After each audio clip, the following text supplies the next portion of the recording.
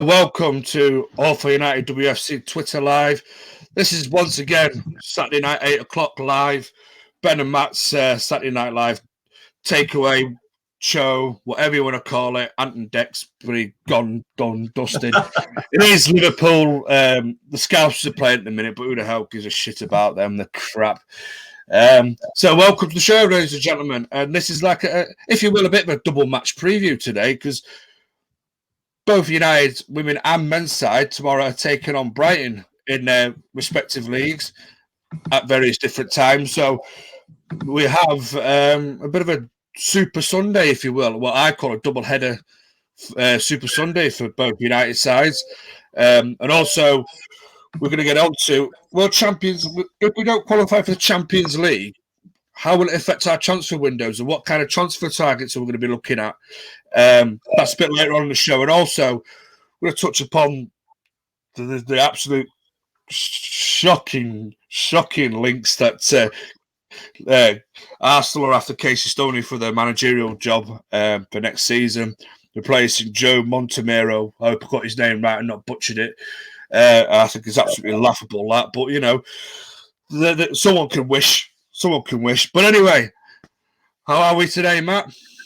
Yeah, not bad, pal. Of chilling in the sun, couple of drinks, bit of the football. So it's all been happy days. How are you doing, pal?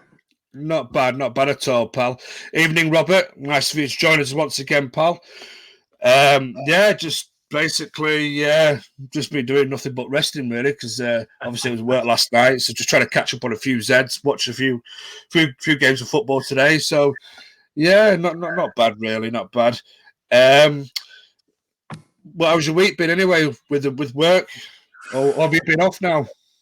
Yeah, so we finished Thursday, so obviously Monday to Thursday, shorter week, but yeah, it's not too bad, to be fair. I think now people are in a routine. It's just obviously, Tuesday was mad with it being hot and we had PE and everyone was outside like, it's too hot, I can't do this. And the same Wednesday as well, because Wednesday was decent, but and then easy day Thursday, bit of Easter activities, couple of egg hunts as you do with the kids, bit of colouring, bit of Chuckle Vision for a nice little throwback.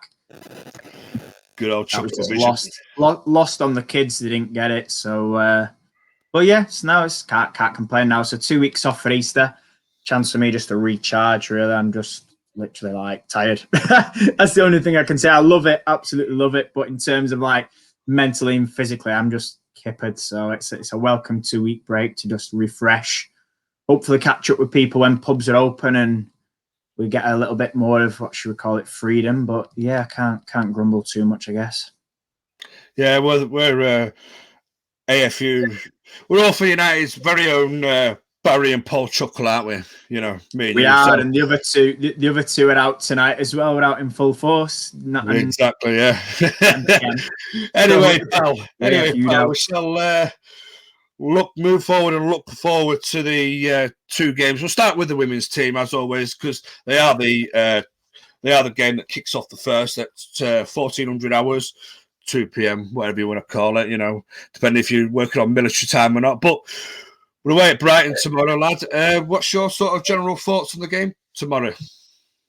Yeah, I mean, listen, do you know what? I was kind of, I don't know what's the word. I'm always looking forward to games, and I was like, thinking, yeah, Brighton, but then I sort of, I listened to our press conference, and I thought, it's one of them where it's like, oh, well, they pitch this and they'll look to bounce back after that. And then Hope Powell sort of came out and kind of alluded to they need to, perform after their 5-0 battering from Everton. And it makes me wonder, they're probably likely to park the bus, aren't they? Which we seem to struggle against. But, I mean, yeah, there we go. Can't underestimate them. I agree. I think it's going to be closer than we think. I don't want to say that we're going to go out there and batter them, far from it. But I think we need a performance.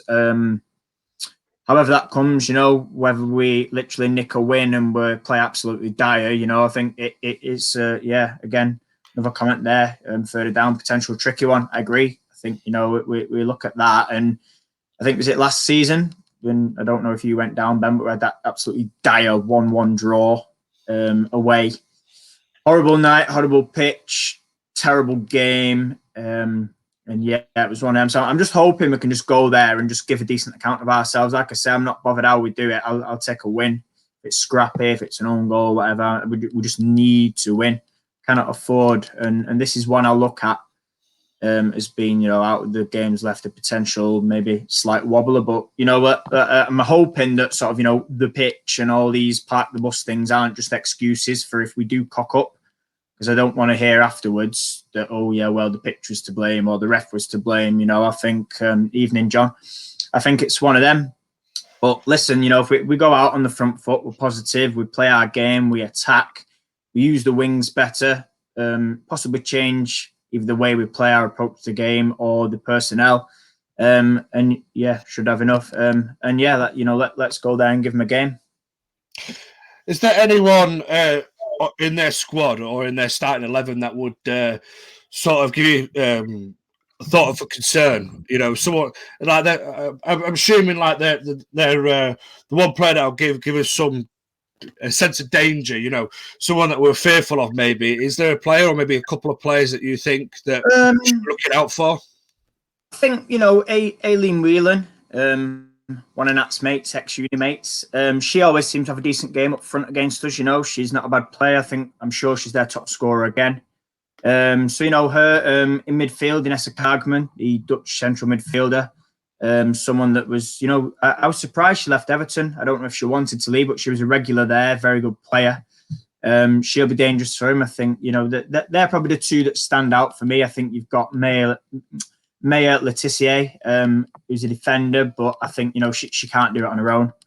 So I think, you know, in terms of that, I think just the two I mentioned, sort of Kargman and Whelan. But I think, you know, again, we've got more than enough to sort of keep them quiet. It's just about, you know, playing our football, going there, working hard, and see where it takes us. But yeah, I'd like to think, like I said earlier, you know, I'd like to think we've got more than enough. But you know, we shall see. It is a potential tricky one. We have sort of struggled there before, so we need to be sort of at it from the off. Yeah, of course, they've got the legendary Hope Powell as manager. Do you think Hope will be drilling into Brighton? You know, obviously, I know they've got smashed in the last game, but do you think they should be drilling into Brighton now to go out there today, well, tomorrow, should we say, and give United a proper good game? You know, do you think she'll set up defensively, or do you think she'll play the way that she normally plays for Brighton? You know, giving it a little bit of a go. I think defensively, and the reason is, I think, you know, if you look at, I mean, I don't know, you probably may not, you know, sort of sit and be bothered if Brighton are on a separate day to United, but I've seen a few games this season, and defensively they're very, very organised. You know, I mean, Hope Powell's, I wouldn't say she's like hugely defensive, but you know, if you look, when obviously in England the defence was very well drilled and just organised really, and it's the same with Brighton. I mean, obviously last week, no slight hiccup, and she'll be looking for a reaction. But I think against sort of the lower teams, they do look to, you know, set up well and kind of nick goals. And, you know, they've been successful. They've had some good wins this year. You only have to look at the win against Chelsea in Chelsea's own backyard to see sort of how well drilled they are. And, you know, that's a team, they'll all fight for each other. They've not got the biggest of budgets, but that's a team that works hard and sort of slowly year by year, you know, they progress, whether they get young players through or they sort of nick a few random foreign talents that, you know, we may not be aware of. I think, you know, it's an organised and well-drilled team. So in terms of how they set up, I think, you know, they'll probably just look to keep it as tight as they can. You know, I think the longer it remains 0-0 from their point of view, I think they'll be happy with it. Even if a 1-0, you know, listen, anything can happen at 1-0. I think it's one of them where she'll probably set up and say, listen, keep it tight, fight for each other, work hard, keep the score as low as possible. And I think half time will be big. You know, if we're going in and we're 2 or 3 up, then, you know, you might see a different approach. You might just say, well, listen, go for it. And if we get absolutely mullered, then that's what happens, you know. But I think they'll not go cautious, but like I say, sort of well structured, well organised. And listen, she'll have definitely picked up last week sort of West Ham, you know, West Ham, how they sat back and then how they looked to hit us on the counter. And obviously we've had our vulnerability from set pieces, which we still haven't addressed. So, you know, there's reasons to be slightly cautious, but not like huge. I'm not going to sit here and say, you know, I'm frightened to death. But obviously we do just need to be a little bit on our guard, because it's, like I say, one of them sticky teams, Brighton. You know, like I say, they beat Chelsea. You know, they've had some good results this year. I'm sure, although I might be wrong, they might be sitting in, their highest position in the WSL in terms of, towards the end of the season. But it's one of them for me. I don't know sort of what you think, or, based on previous performances there or their, recent results. I don't know, mate. I think, to be fair, man, listen, I've said it quite often now. Every game now between now and the end of the season must win. We need the maximum 3 points out of every single game. Mm-hmm. And I'm a bit like you when you touched upon it earlier on, that I was surprised Casey Stoney came out on a little press conference type thing and said about the pitch already, which kind of surprised me. Listen, we know their pitch is not the best. No. We've seen it over the years, well, the last couple of seasons. It's not the best. It's a bit bobbly, bouncy. It's not a very good surface to play on. But I was hoping that's not a predetermined excuse, if you will, for a shoddy performance, because we need to hit the ground running tomorrow. We need goals early. Let's get a few goals in as quickly as we can. Try and put this game to bed as soon as we can. Let's not chance it. Let's not try and get a goal up and try and sit on the lead. I don't like it when United teams do that. It makes me feel really uncomfortable. So hopefully we go out tomorrow, try and get a couple of quick goals, get them rocking, get them on the back foot, just don't let them have time on the ball. Don't let them grow in confidence in the game. Don't let them play their football, because the one thing that they're going to be is they're going to be drilled, really well drilled from Hope Powell, Oh, absolutely. And they'll be used to that pitch as well. So let's not give them an excuse off the pitch, because I just don't want that to look bad on us by saying that's a predetermined excuse, because Casey's already said it in a press conference. What we're doing, are we sticking with the same lineup, Matt, or are we changing, do you think, a couple of personnel? Yeah, no, do you know what? I'm finding myself agreeing with Vix again, because, again, she's making some very good points. Ladd and Hansen. I think the West Ham we got there in the second half, but we cannot afford against Brighton to start against Brighton like we did against West Ham. So for me, I think, whether Stanny's coming out or whether Zellum's coming out, that's got to be the change for Ladd. Jackie Groenen, for me, cannot go wide. Listen, she tries her best, and that's absolutely fine. But she's not a wide player. So for me, that's why Hansen has to come in. Hansen one side, LJ the other. Keep Jackie and Tooney in the middle. Ladd just behind. And they're probably the only changes I'd make. I think, Maria Thoris-Dottir came in, didn't she, last week? She was at right back. She did well. Owner, as we know, is Owner. Superb all season. And the Turners, it's kind of been our partnership, hasn't it? And I think for me now, I think it's just for them two about getting confidence back and sort of keeping to the middle, basically. I think for me, it'd be now. I know there's a couple of games left. There'd be no point in sticking Maria next to one of them, probably Millie, wouldn't it? And put Amy T at right back. I think there's no point now in sort of faffing with that. I think just keep Maria at right back, keep the Turners, keep Owner. And like I say, just a couple of changes, one out wide and one in the middle, because I think Brighton are there to be got at.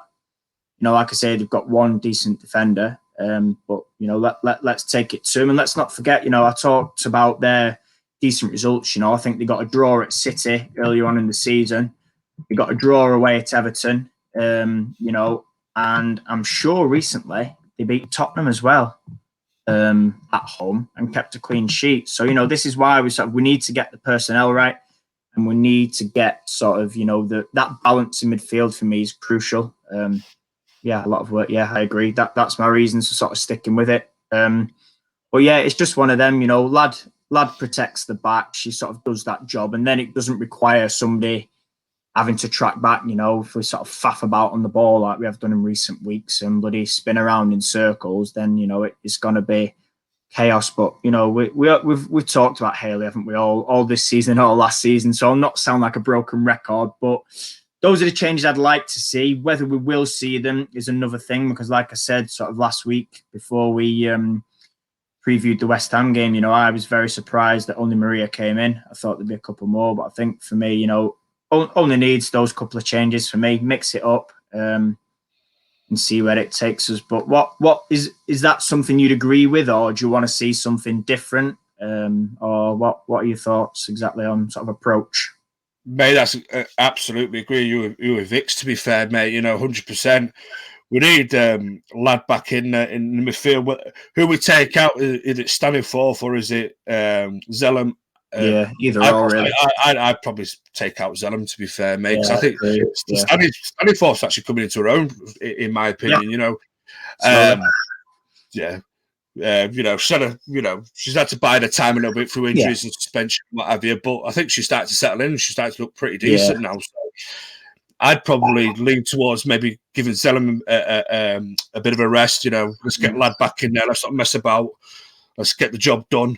And also Hansen out on the right. You know, just to give us a little bit more, you know, just to give us a little bit more penetration down that side of the field, and to give us a bit more width as well. Because I think, you know, Tooney's been absolutely brilliant this season, mate. I can't knock her at all. She probably some can.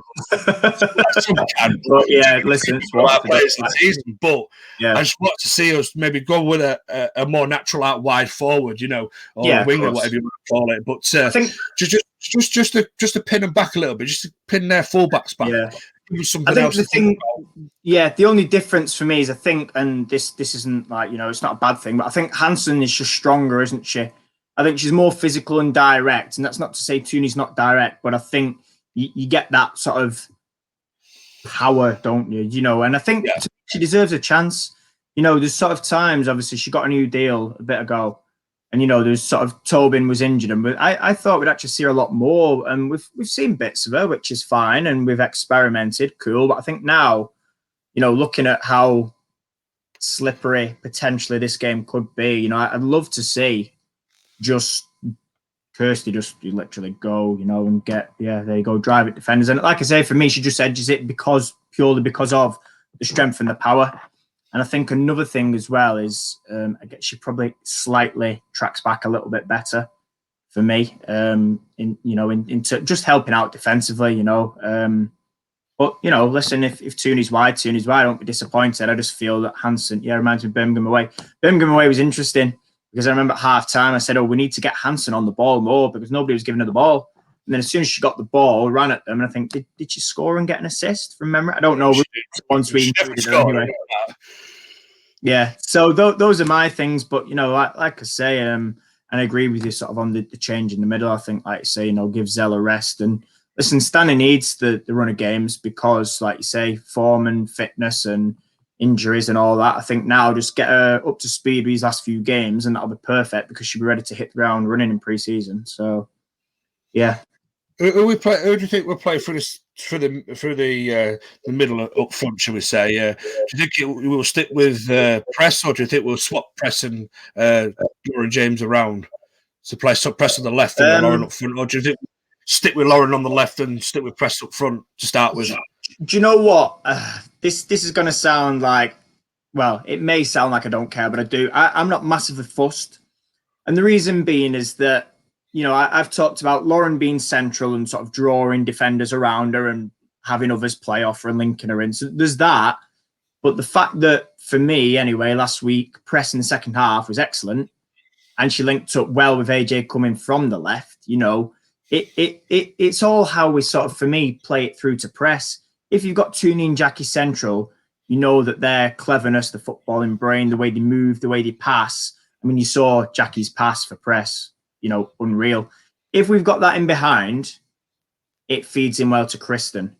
Now, if we've not got that behind and it's sort of Zellum and Stanny, then it's a problem for me. And then you might want to put Press out wide and, like I say, use Lauren as that target to hold the ball up and get the likes of, you know, the Presses and the Jackies and Hansen or whoever in and around her. Again, it's difficult. It all depends for me personally on starting lineup.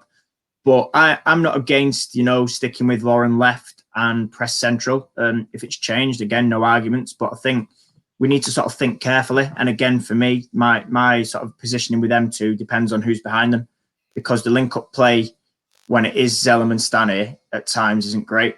You know, and I don't mind saying that. You know, I think this is a bit where I've always talked about the link in between midfield and attack, and this is what I mean. But the style in which we play and how we play is important, because you've seen earlier in the season there's been balls whacked up in the air, long balls, and the pass hasn't always been there to sort of press when it should have been, or, it's been, you know, the wrong pass or the wrong type of move. And I think, you know, we saw it was capable, and like I say, Jackie did it last week and it worked.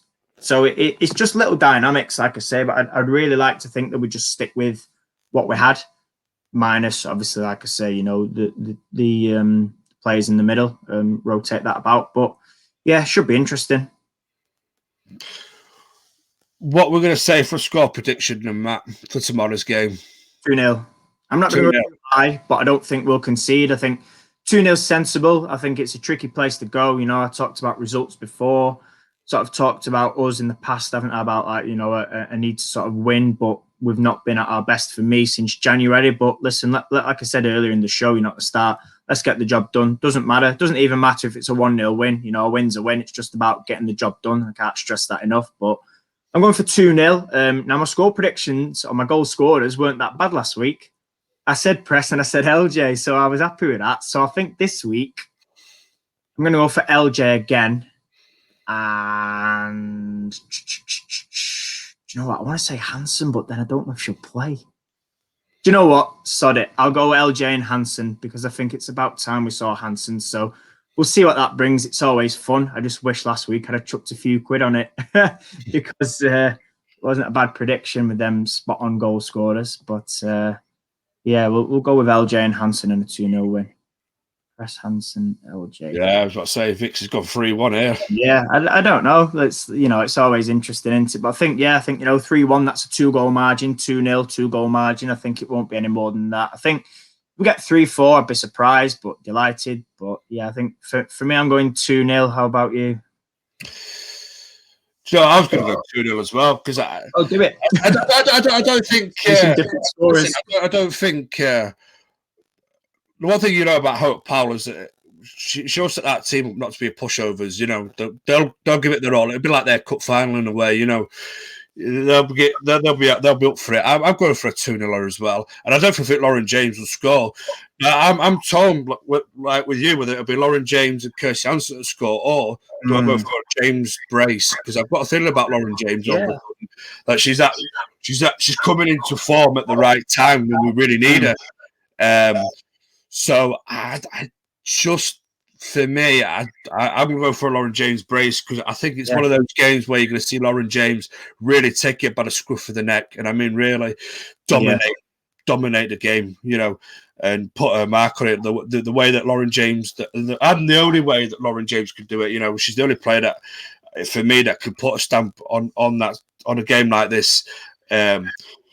Just by her pure brilliance alone. So I'm going to go for. I'm going to be brave, and I'm going to go for Lauren James Brace. Some might call me a fantasist, but there we are. So another 2-0 there. LJ and Tooney for Jane. Yeah. And then, say Jane then. Yeah, is it Jane Maria? She said. Sorry, do you know what? I thought then somebody was saying Jane Ross. So we're gonna. Yeah. I had to double check then because I wasn't looking at the comments. I was listening to what you're saying. I thought somebody's really chucked in Jane Ross in the comments, but no. So yeah, it's all right. I'm with you now, pal. LJ is so unpredictable that you can't really prepare to play against her. Which I think actually you don't know how to defend against her either. Yeah. Listen, we sing Lauren James's praises so much on our shows, and rightly so. She's unreal, mate. You know, I think, you know, I think she's the best young player I've seen in a long, long time. And I keep banging on about that point, but she is, you know, she's unreal. She should be better than her brother. I know they play different positions, and I know they play, you know, Reese is near on the verge of being in England regular already, but I just think Lauren James, mate, you know, next 2 years, mate. Can we just add that in as well? Absolutely buzzing with the meltdowns over in the land of Scouse that Trent didn't get picked for England. And I didn't realise because I've not watched, seen any of them, but there was all Reddit this morning, was all having meltdowns, bloody clippity clop about, oh yeah, Trent and all this. And there's like, mate, Reece James is a better right back than Trent will ever be. Facts. Or Wan-Bissaka is a better right back than Trent Alexander-Arnold. No, just thought I'd chuck that I love just if you can bash the Scousers, then you can bash the Scousers. It seems a good opportunity to put it out there. But yeah, that's England. Anyway, someone just said the English talents. Is best I think English that's talent best since English Kelly talent, Smith. yeah. Yeah, probably. Do you know what? I'd agree. I think, I was fortunate. They're a different breed, the Scouts. They always are. But no, I was fortunate enough actually to be able to watch Kelly Smith live. Over the years. I mean, like I say, and as well, so my football journey, watching in ground started 2014-15, and to be able to see Kelly Smith and for England just live, like I say, on telly's one thing, but I think, such a good player, and, no, she's with the rivals, but, a quality player. And I think sometimes it's important to, appreciate quality when you see it. But yeah, I'd agree. I think, for me, LJ can probably, I'm going to be brave, put herself above those levels. I think if she keeps ticking each year, she keeps progressing, she listens to what coaches have to say, and gets some improvements. I think at 19 years old, the world is at her feet literally. And we've talked about LJ sort of a lot, haven't we, since season one? But yeah, it's frightening how good she is, and I think she's got the strength as well. The strength and the power. Yeah, looking forward to. To be fair, that strength and the power is very unique. She's a very unique player.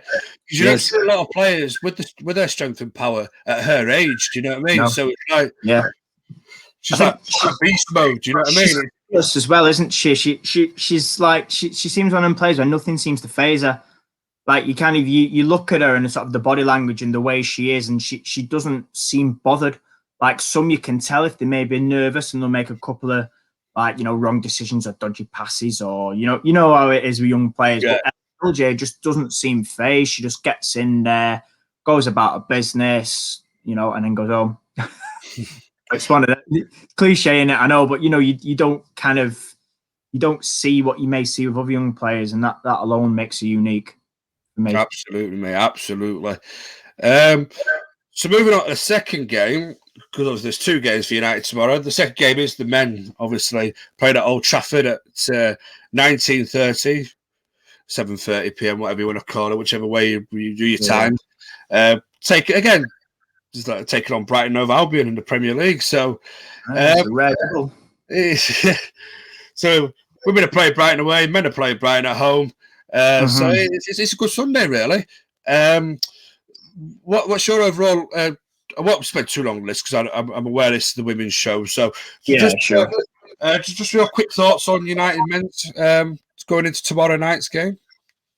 Yeah, I think it's one of them. I think as much as I don't like mentioning City, they've done us a favour, haven't they, beating Leicester today? Because it opens that gap where we've got a game in hand and we're a point ahead. So I think now we need to look to really just not slip up tomorrow, because if we get that win, it's 4 points clear, isn't it? And I think obviously we know we're not going to win the league now, but for me, cementing second is massively important.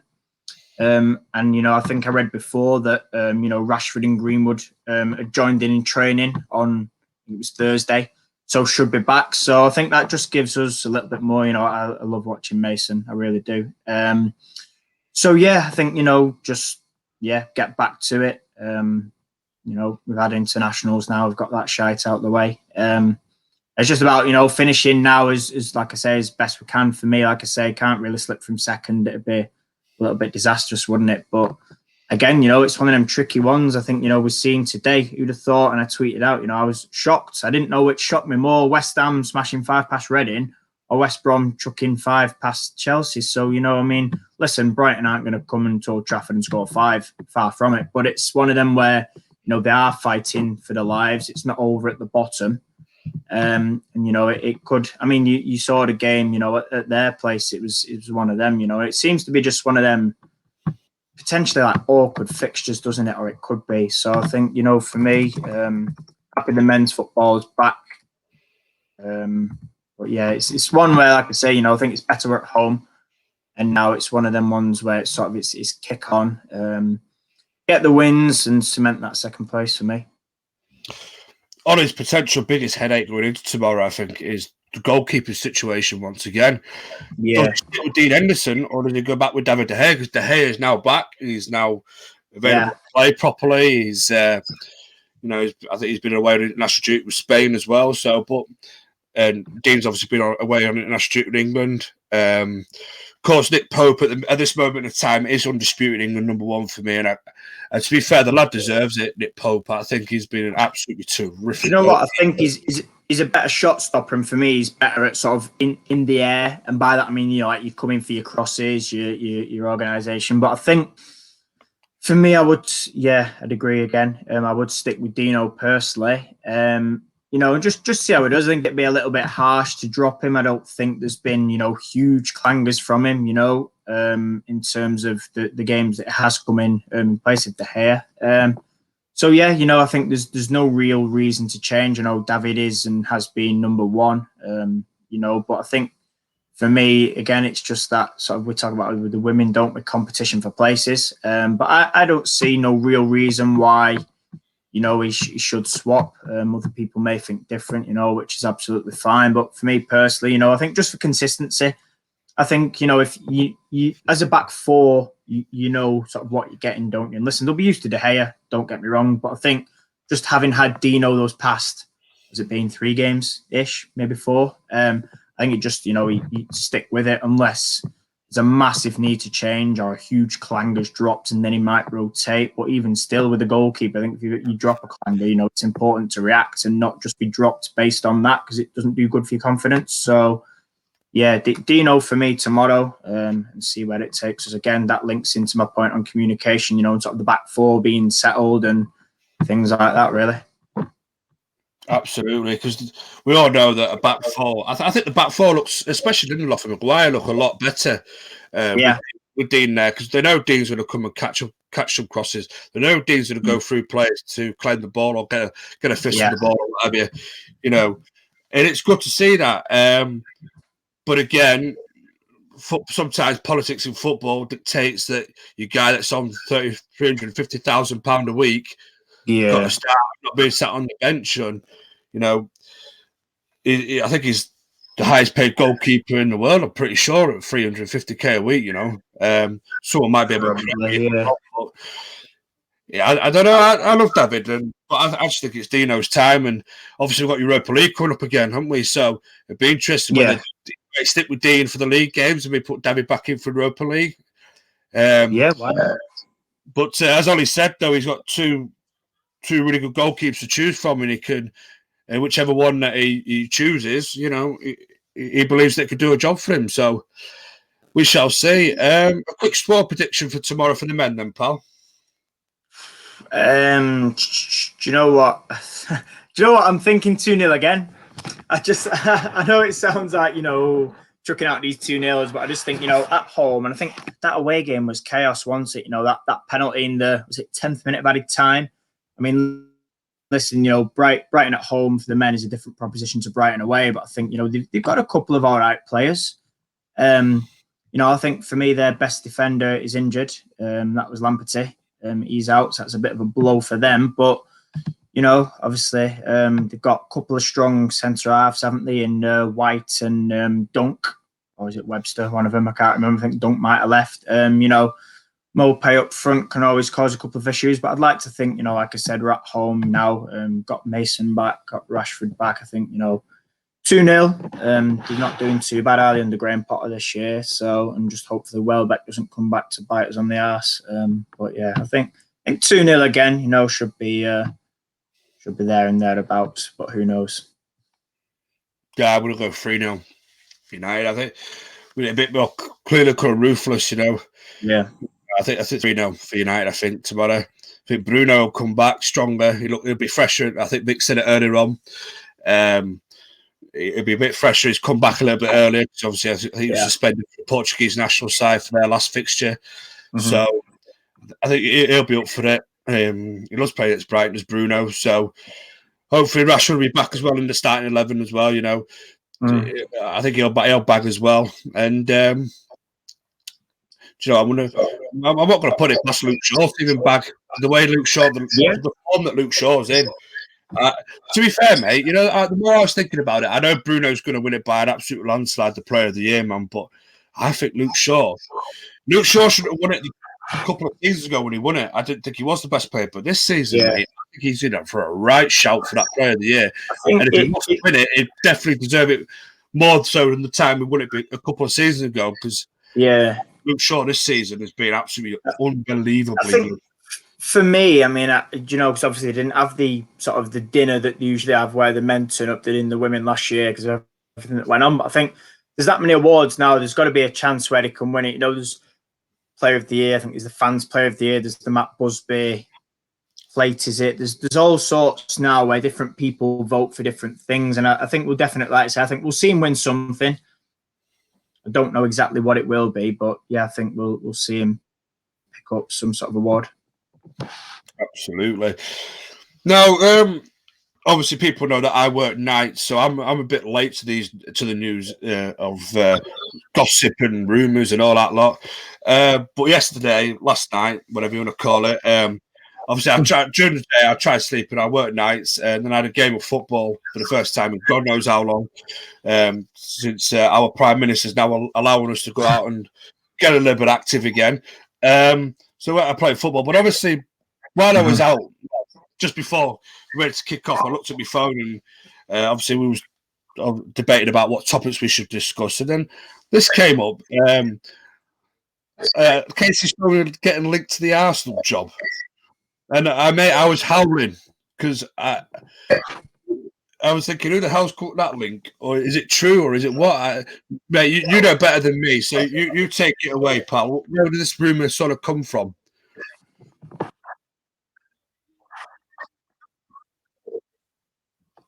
I think, yeah, I think it's just rumors. You know what the sort of press are like. You know, it sort of gets chucked out there, doesn't it? I think she's an ex-player, and yeah, it's one of them where they kind of put 2 and 2 together and come up with 6, and they're just like, oh, yeah, Casey's an ex-player.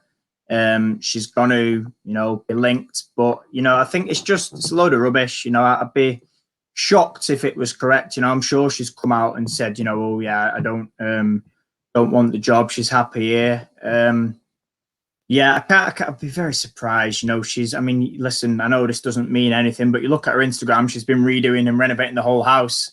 So I don't think she's got any plans to sort of, disappear. I mean, listen, that's not obviously what sort of managers and people base their career on, obviously. But, I think, no, I don't think there's too much to worry about. I think there's other people that will sort of chuck the name into the hat. Other people wanted it. There you go. I haven't even completed the work on a house. Spot on with what I was saying. It's not just that. With 3 young kids where they're all in schools, and it's a big upheaval, especially London being as far away from here as it is. So again, like I say, I think for me it's just paper talk. People have got to write things, haven't they? It's going to look a bit bad or very boring if they've only got one name. But no, for me, she'll not be going anywhere. Listen, if there was any job she was going to take, trust me, it wouldn't be Arsenal. She'd be stepping up. And I know people have talked about England recently. I think future, definitely, maybe sort of 10 years or so when she's kind of, she's done everything she wants to and achieved everything she wants to with us. But Arsenal, I mean, come on. It wasn't that long ago when their academy, was amateur or not classed as elite. And, she's got so much going for United. She's well backed. She's integrated well. It's Man United. And I just think, you're not going to leave here to go to Arsenal. Let's be honest. It's a bit of a comedy show down there, maybe a little bit. You know me, I love to dig out Arsenal and get all the fans reeled in and rattled. But no, listen, like I say, you're not going to take a sort of a sideways move. If you're a new manager and you're looking to progress, the only way you're going is that way. And I think, they've not had a great season. The manager's leaving, and for me, it's open for somebody else now. Who that could be, I don't know. But it's the timing of the announcement is odd. You know what? Yeah, I read into it actually, and I think he said he decided in February, but they've only just announced it now, which, like you say, is odd because you'd think you'd either come out with it in February or you'd wait till the end of the season, because potentially this could, and I'm not saying it will, but this could impact their form and sort of, how I mean, you've seen it before, haven't we? A manager says, oh, I'm off, and of players down tools. And listen, I'm not saying, like I say, I'm not saying it will happen, but there is potential that it could really derail their champion. I mean, this is me sort of speaking from our point of view, their Champions League thing, and I think there's a lot of players that have kind of, come out and praised him, said, I've played my best football. I've been the happiest ever here. And I think, that's great if you're sort of an Arsenal player, but I think it is very strange. What is the 3 games left? To kind of come out and say it off is bizarre, really. I think it could have waited. Carla Ward, that's not a bad shout, I think depends on Birmingham. I think in summer she's got a big decision in terms of that, because if Birmingham aren't going to back her and it's going to be the shambles that they've had this year, then, I'd be packing my bags and leaving. She does deserve a shot at a bigger club. I'd absolutely agree. A few rumours about the players. Yeah, I've heard that myself. I've heard Miedemar fancies a move. I've even heard things about Leah Williamson, which I'd love her at United. I'd be surprised, but, again, it's all rumours, isn't it? But, Miedemar's not signing a new contract, so actions speak louder than words. But, Carla Ward would be an interesting choice. They may look abroad. They've looked abroad for the past sort of, season or two. But yeah, it could be interesting. I don't know who really that's out there that would probably fancy the Arsenal job. I don't know if you've sort of got any thoughts on discuss. Say again? Matt Beard, is it? Is it Beardy from the West Ham? He's out of a job at the minute, I believe. Still, you know what? There is potential there. He'd done well at Liverpool.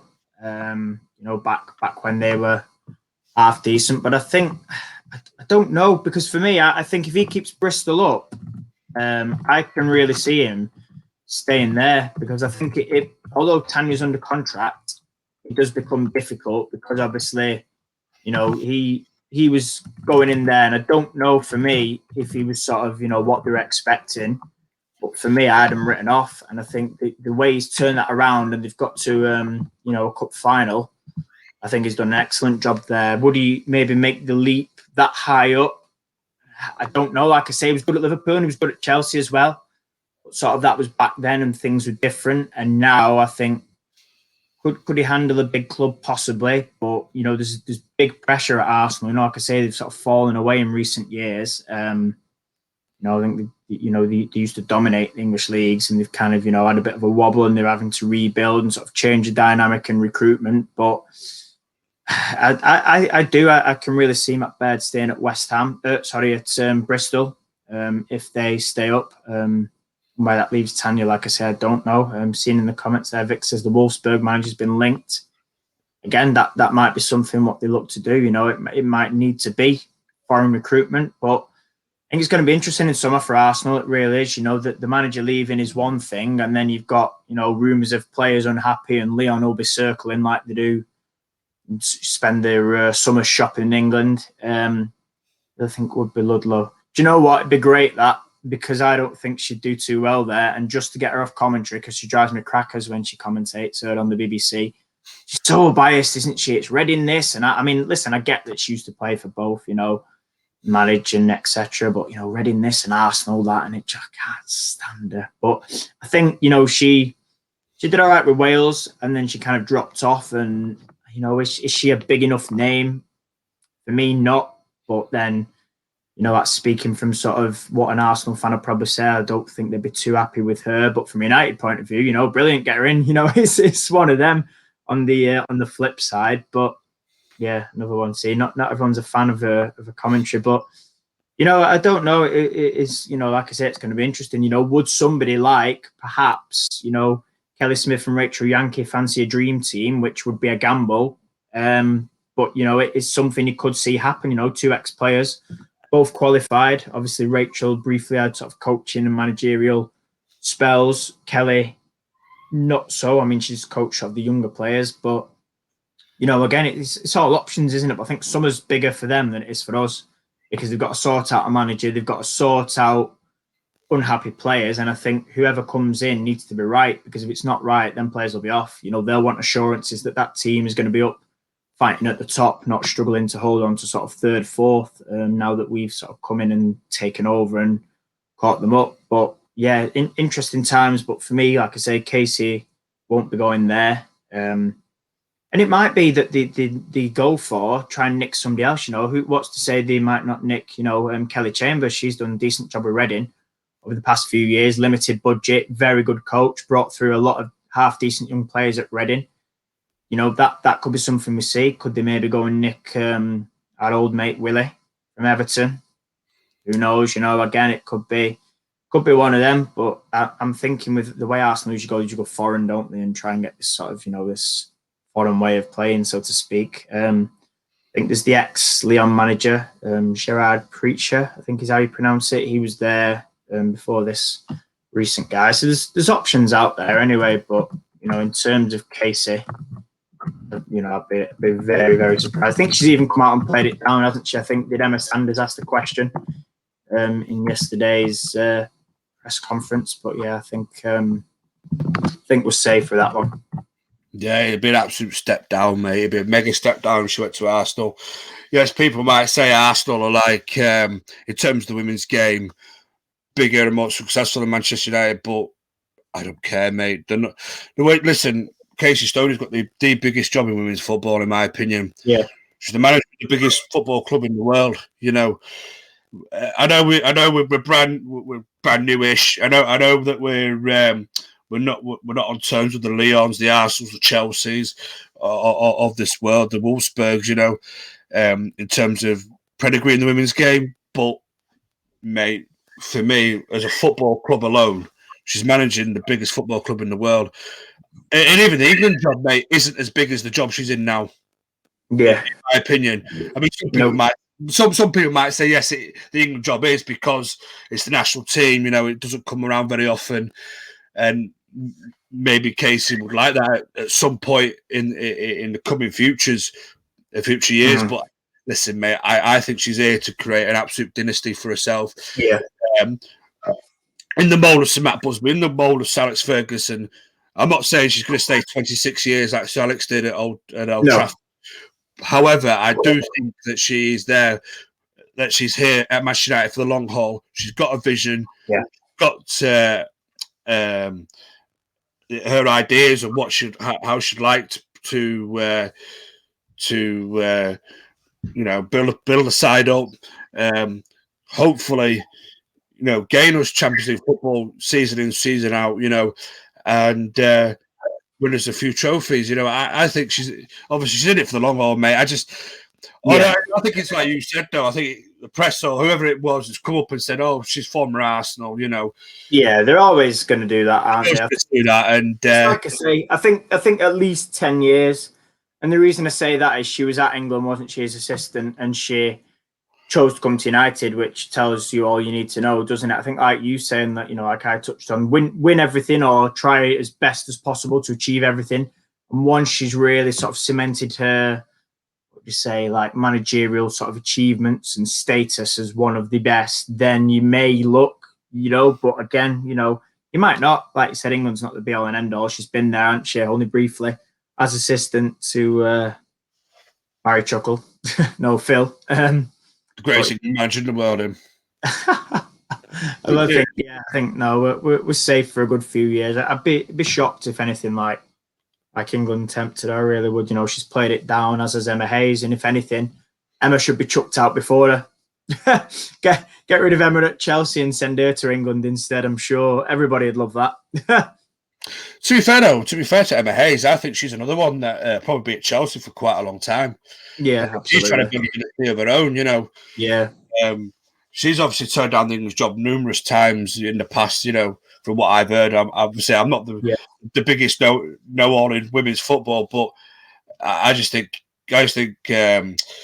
herself and Casey Stoney have been in their respective jobs for quite a number of years ahead anyway. And probably end up being quite the rivalry as well. It could be the new Ferguson-Wenger rivalry, in terms of, management styles and two deep squads going hopefully head-to-head for league titles. It could be the new Ferguson-Wenger sort of type of rivalry. His game, where you got two top coaches just going at it.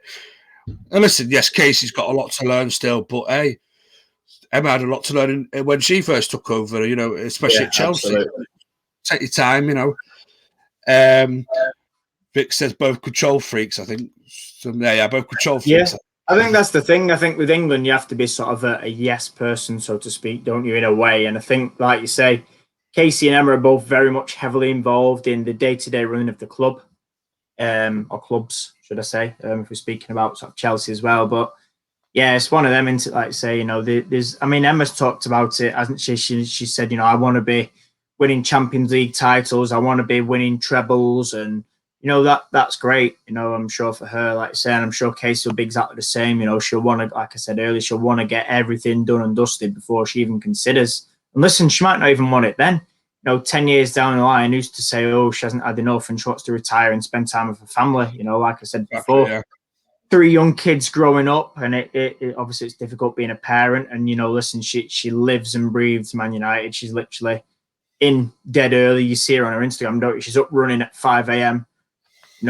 Partner drops the kids off. She's down at, it's Carrington now, isn't it? Down at Carrington for sort of 6:30, 7. She's planning, she's training, she's, after training, she's probably there till 5, 6, 7 p.m. She's literally like non-stop. So, it might just come to the fact that, like I say, in 10 years' time, if she has won everything, that she might just think, you know what, I want to live my life now with my kids and my wife, and, off I go. But it's one of them sort of future things, isn't it? We can't predict that. But at the minute, it's been a great ride, and, long may she stay with us, for as long as possible. I think as long as the club back her every year and we recruit and invest and, get everything even better than we have and kick on, then, the sky's the limit. It really is.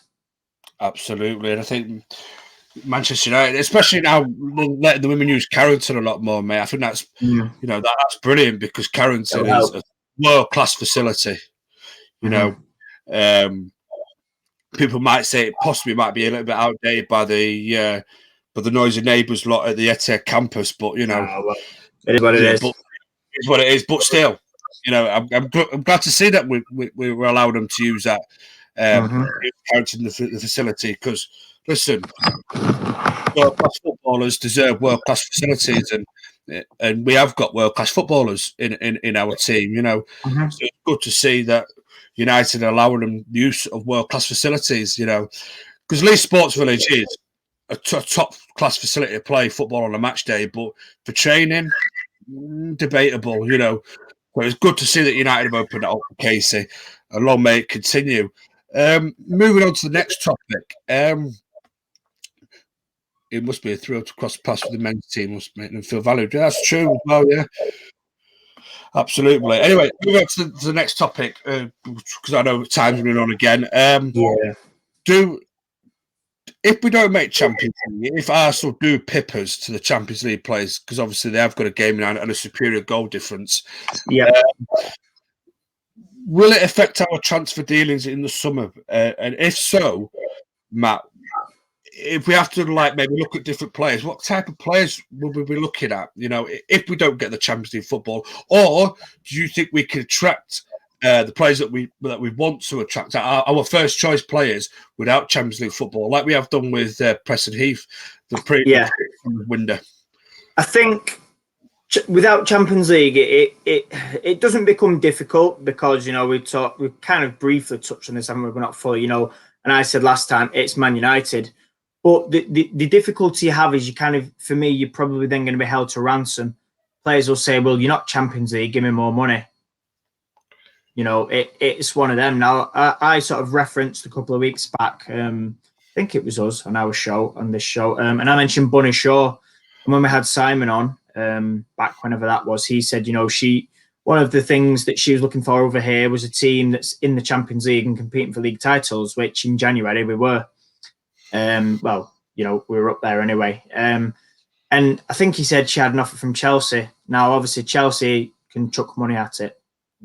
It's there, and they've been doing it. Would we maybe be held to ransom in terms of wages and that? Possibly not. I don't think they'd want to blow a budget just on, say, 1 or 2 players if we didn't get Champions League. I think, like I say, in terms of the name, it shouldn't be difficult, and facilities and everything we can offer. But there's always that argument, isn't there? There's so many.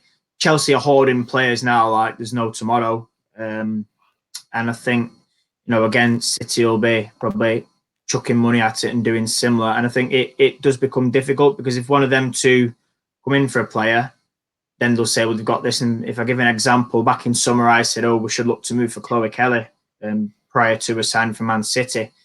Now, when she signed, I then later realised she was like, well, I only wanted to come to Champions League club, which obviously we weren't. So that kind of put us behind in terms of that. And obviously, you know, that's she went there.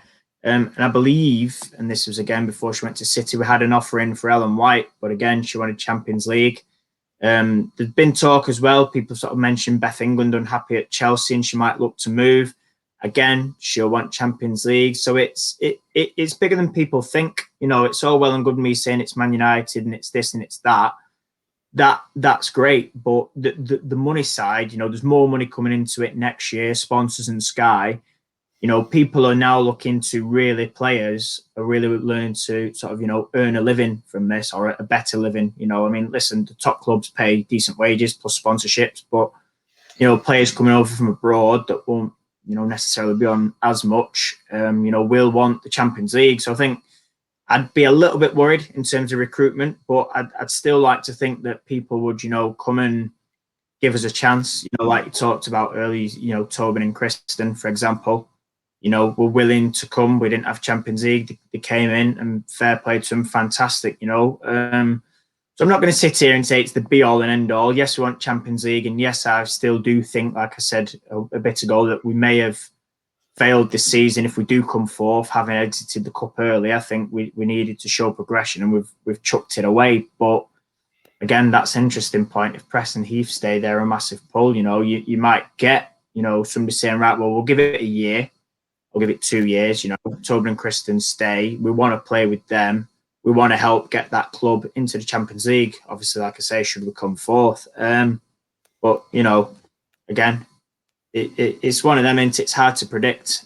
Old Trafford is an attraction. Yes, we talked about going back there. And of course, ourselves, fans, you know, there's a lot of people, players, talk about how well supported they feel, how it's been one of the best clubs that they've been at in terms of fans backing them and everything we bring. And I'm sure, listen, I'd love to think that plays a little part. I kind of always play it down when players sort of, you know, they come to, you know, me or you or anybody else and they say, oh, you know, fans this and fans that. I sort of kind of take it on the chin. But I think, you know, one thing we shouldn't underestimate is what we do bring. But, you know, it's one of them. And without Champions League, we could win that. We could. And I think another thing. Shout with top three now going Champions League places. Yeah, I think another thing without Champions League is that they know that we will sort of, you know, we will be rotating because there'll be the cups as well.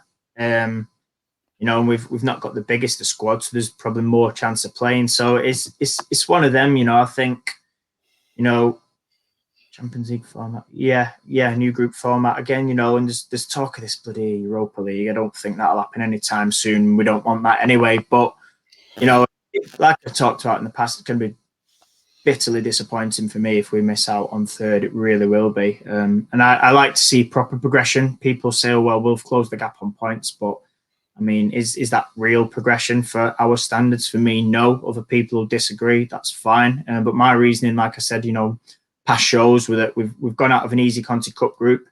We've slipped away from top from sort of Jan to now, and fourth, you know, I said was poor and probably failure. But, you know, again, that's my sort of personal opinion. But yeah, to sort of round up and finalise, and then I'll let you sort of give your input. But Champions League is going to be big. I think the thing is as well, it allows a bit more flexibility in terms of the budget, because if we know that certain players saying, well, I want this much, and it might be out of budget, but if we have Champions League, we know that we've got those extra group games and revenue from it, and hopefully fans back. So again, it's extra ticket money that we wouldn't normally have, plus then potential of the knockouts as well. Again, it's just prize money, isn't it? And it all sort of goes in the pot. You know, so I think again that could be another big thing we could recruit. In terms of names, you know, there's loads of names chucked out there, isn't there? I think, you know, and it might boil down to that if we're maybe looking to bring in 7 and we miss out on Champions League, it might end up that we just bring in 5, for example. We sort of have to be a little bit cautious. And I hate saying that, but it does seem to be that we do sort of do things like half-assed and a bit tight, you know, in terms of recruitment. Like the money we got for Greenwood, we spent about a third of it on Lotta. That was an absolute disaster. You know, we can't afford to be making these mistakes. I've seen the comments people mention Borisa.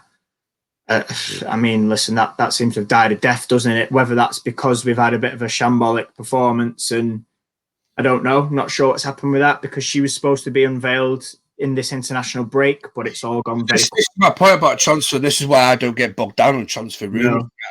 Was she actually supposed to be signing, or was it just all press rubbish again? Because let's be fair, the media and the press love to pretty hype up United and say this. And I don't care what the most arduous, media person or press person might say, mate. At the end of the day, they're not Casey Stoney. They're not Manchester United Football Club. They don't know what actually goes on. They can maybe give an insight, maybe give a guess, but we've been here before. I've been here years ago when Wesley Sneijder was the done deal. He was the thing. He was signed, sealed, and delivered. I'm still waiting for him. I think the thing is in the women's, when their agents usually come out, that it's not usually made up. Do you know, like sort of the men's is? I don't think it's Deborah. Yeah, could be one for next year. I don't know, but like I say, from what sort of from what I'd heard and from what agents and said and sort of people that myself and Nat talked to inside the club, and that we kind of that was what we were told, that like I say, it was subject to being announced in international break, pressing Norwich. So it might have been, again, people over out there did actually. I think, was it Adam Millington that we had on the show Thursday? I'm sure it was him that broke it, broke the news or the story over here. And again, people are getting sort of tip-offs from Norway and tip-offs over here. So I see what you're saying in terms of, like you say, with sort of the men's and Schneider, it's not done, so it's done. And, I'd kind of agree, but I think the noise that we were getting from that, but it has gone very, very, very quiet. And whether that's because fans have found out, which the club absolutely hate, I don't know. But listen, we'll see. I mean, international break is after this weekend. So, and it may be like, maybe like Vic said, it may be a summer thing, and it may just, cat out the bag a little bit too early, and they've tried to just play it down, and it's a summer thing. But who knows? If she comes in now, maybe they are playing it a bit down because, like you said, though, United that don't like things being leaked out. Oh God, they hate fans knowing anything. That's why I'm always. I'm not. I'm probably the worst person to have on a transfer review or transfer talk. That's why you let me do the transfer window on here. I refuse to believe anything until the players signed, sealed, delivered, and unveiled. Because fair enough. It would be burnt. I remember Michael Essien was near enough a done deal at United, ended up at Chelsea. Barak was another one. United ends up at Chelsea. We've had this before. You know what I mean? So I think we have, but like I said, I think it's a little bit different. She might be nailed on for the summer, mate. She may be a summer target for Casey Stoney, and that's why it's not being announced yet. Maybe it will be announced in the season. I think they try and play it down in fear of losing a player as well, don't they? I think if it's one of them, because I'll drop an example, and I suppose viewers won't know this, but basically when was it? Summer 2019 when we signed Abby McManus. Well, prior to her becoming a free agent, it was Gabby George on a pre-contract. Like I say, I don't know if I've mentioned it to you, but Gabby George was done in January 19, it would have been, as a pre-contract to come in for our WSL. And that at the time, like I say, was there and it was done. And then that was ripped up because at the time she was out of contract with Everton. It was ripped up because Abby McManus, we were told, wasn't signing a new deal. And obviously at the time, Abby was an England international and she played Champions League. So maybe with Bo Risa, they're probably fearful of, somebody coming in and poaching like we pretty much did with McManus. And yeah, they're probably fearful of that, or maybe going elsewhere on a bigger wage. So who knows? But it's one of them. It'd be interesting to see what happens over the next few weeks or months anyway. Yeah, it will be, mate. Listen, obviously Champions League football for me, and I'm like you. I like to see progression, mate. It's still in our court. It's still in our court, mate. I think. Listen, I think the wheels could well have fallen off at Arsenal yet. With the timing of the managerial, Mr. Joe Montemero. I hope I pronounced his name right. With him covering off at the end of the season and players apparently wanting out and everything, that could cause some unrest. That could, they've still got to go out and win that game in hand. They've still got to win their remaining games as well. you know, I would love to see Champions League football for both the men's and the women's sides next season. I think at the minute you could probably say it's more nailed on for the men's to get it, absolutely, being second in league, you know. But still, you know, it could, you know, barring disaster class, we should be Champions League there. But listen, mate, I'd love a European away under Casey Stoney, travelling with the. I think everybody would. Norway was such a blast in it, only pre-season. I'm not too asked about who the hell we sign. I'm more interested in European events. Where we're going. Yeah, where we're going. Oh, yeah. Get Benny on the beach in Barcelona with them Coca-Cola shorts on. Mate, I want my Simpsons stuff, babe. All right, any break out in Norway. Them shorts need going in the bin, pal. They were dreadful. I'm sorry. I bet somebody with Teenage Mutant Ninja Turtle ones as well. Well, you was all giving me stick for my Harry Potter mask last week at Leicester, lad. Only fair. I bring a bit of the banter back and just kill your Coca-Cola shorts. You'll have to bring them on next week just for the viewers to let them decide. Yeah, I will do, actually, to be fair. You know, I just think, listen, I think is the Champions League football the be-all end all transfer activities? I don't think so. I think United. No, it's not the be-all and end all. Money as well. That being said, you don't want to be getting bent over and absolutely. That's the thing, into demands by agents and by players. Well, we want a little bit more money and everything, because that's the last thing you want. Because if one player, that's the way agents are going to go, aren't they? Because you've seen it in the news. They'll think, oh, £8 million Sky TV deal, great. What can I get for myself? So, yeah, we'll see. The right player. I'm with Vic here. The right player will land for us, because it will. Like Casey Stoney has got. I'm pretty sure works a season or two in advance anyway. 6 months. She'll have been planning in January for summer. She'll give a transfer list to whoever it may be. That comment, though, for me is crucial. It's got to be the right players, and not just in terms of playing style, but personality. And again, something else I've talked about. You've got to be a winner. You've got to be willing to work hard. You've got to be willing to fit into the club ethos in terms of the history and everything. And you've got to come in with the right attitude. I think for me, attitude's bigger than your talent. But that's it. Right personality. It sort of all links in with the term right players for me, but absolutely spot on. That is crucial, because now at the point where we're going into, we will be in summer, our 4th season or 3.5, depending on, you know, what sort of call last season. You know, it's huge. It really is, and it's time to kick on and pick up a trophy. FA Cup, Conti Cup, the league. You know, we've got to get something now in sort of our 4th season and to show for it. Absolutely, mate. Right, time has run out. We've got 1 hour again. Really decent show, to be fair.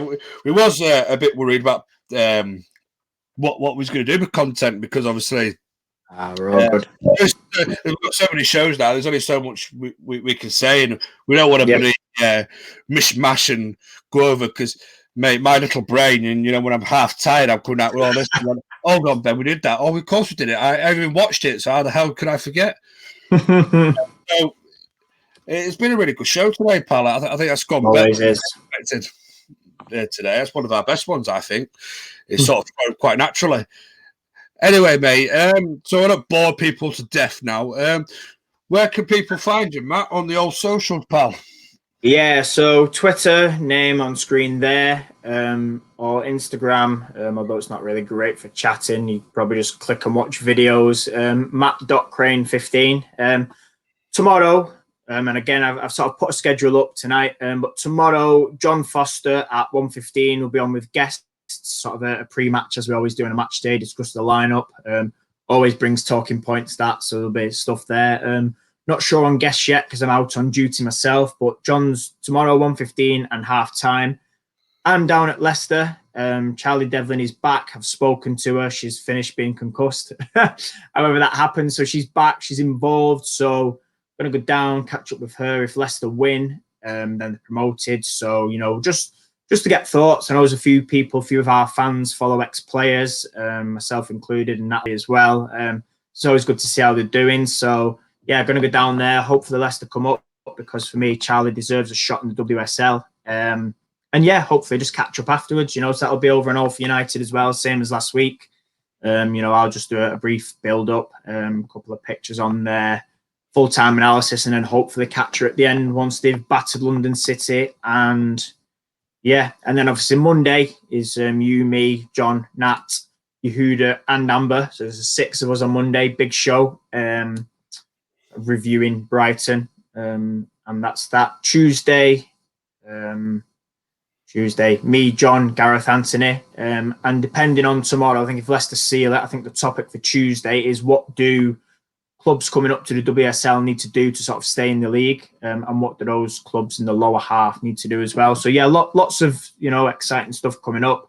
Schedule will be out tomorrow evening as it always is. We will also, again, as we've been doing the last couple of weeks, post all the shows from this week so you can catch up. Thursday's show was fantastic for those that caught it with Adam Millington. On that note, I'll say thanks for everyone to watching as always, and great to see everybody, and a lot of familiar faces in the comments again. Oh, Matt, for people that might be interested in the Leicester game, is it on the FA Player? What time do they kick off tomorrow? Well, this is the difficult bit. They kick off at 2, so I'm going to have phone in one hand watching United on the FA Player, and half an eye what's going on at Leicester. But listen, it's one of them. We bring the content, so sometimes it's a sacrifice where I'm 2 screens at once, or an eye and a phone. But listen, it is what it is. We love bringing content for you. We love interacting with fans from different clubs, and like I say, we've spoke to Leicester fans this year. We've had fans on from rival clubs. It's something we're branching out on YouTube. We're looking to sort of push 4 to 5 shows a week, and like I say, John and All for United want to cover the women's game as a whole. So we're happy to do that. And like I say, 2:00 FA Player. Obviously, as United fans, United's a priority, myself included. But like I say, I'm on promotion watch anyway. So like I say, former Reds. So 2:00 FA Player. If you can do both screens, then do it. Leicester people are great. Went to uni. Yeah, do you know what? I love it. I people always ask me why. I think just 1, because Charlie's there, but 2, treated so well, and some of them players and sort of staff have seen this show, and we've had a lot of praise from it, and they're very welcoming when we sort of go down there, and we're very fortunate. So and I spoke to a few people down there last week, and they said they're massively grateful for the coverage and everything we bring, and they like that we are United fans. But here he is piping up. The guy asking me, "Can I come down with you? Can you get me in?" Bloody Robert. But no, and again, it's just one of them. I think a few people have followed them this year for Charlie, and I know people keep an eye on Bristol for sort of Ebony and Amy Palmer, and it's just good to bring that coverage, to sort of keep people in the loop. Obviously, keep it United related with ex-players, but as well, a general WSL, like I say, to sort of appeal to all fans. So something that will, like I say, looking to branch out really. So 2 p.m. FA Player. If you've got a laptop, get that on one, and your phone and the other. But like I say, if your priority is United, it's it's one of them. Just go for it. Here he is. Look, knew that I'd keep him quiet. To be fair though, mate, it's something that I think we could branch, like you say, we could branch into properly. Yeah, definitely. Well, like I say, having the conversation with sort of the other Ben and John.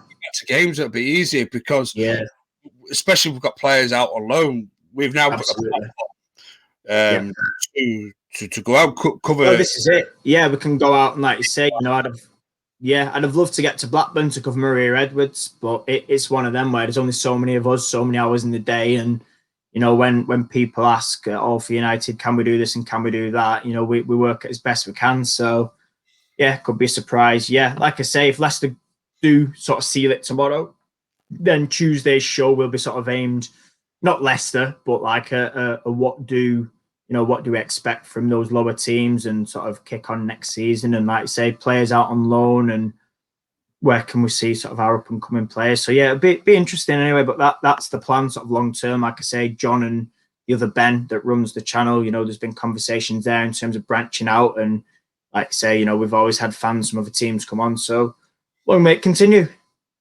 Exactly, like I said though, mate, I think there's enough of us between yourself, myself, Natalie, John, that could probably branch out to other teams. Absolutely.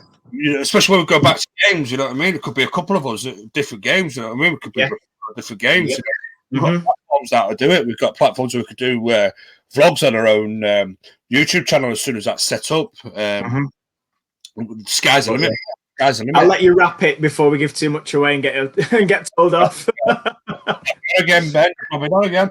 Anyway, you can follow me on social media. My name's on the screen there for Twitter, Benny MUFC. Benjamin Brazil on the old Instagram. Father Sons and United on YouTube. No, I haven't done another video. Somebody will probably point that out to me. You haven't done any new content, Ben. You said you would. I will. Anyway, thanks once again for tonight. Yeah, pleasure as always. And I want a guest on next week, man, because I am, I do know that the guest we had lined up has had a few personal issues and everything, but yeah, I'm going to get a guest on, even if it's Gareth Gates again or buddy. He's booked in the hairdressers next week, I bet. Or Anthony. Even our very own John Foster, or I don't know. John, we can send. Look at that, John Neville's 20 minutes from Chesterfield. Perfect. Send him. Get him involved. Just tracking over that. On this show at some point. I know. Absolutely. Listen, there's plenty of opportunities. It's one of them, isn't it? It's everybody. Ourselves and people that tune in. Everybody's channel. It's done for PJ. So yeah, listen, we can look into that, John. Absolutely. Conversations to be had over summer. So yeah, looking good. So we'll wrap it there, Ben. Like I say, it's been a pleasure. Can't beat PJ and done. People say this, Ant and Deck. I want to know which one's which. I know. We'll leave them to decide for next week. Yeah, we'll let the viewer, as long as I'm not the daft one or the too much of a daft one. Right. Thank you very much for joining us. Thank you for all the comments and the great interaction again. I will see you next week. Good night. Thank you. See ya.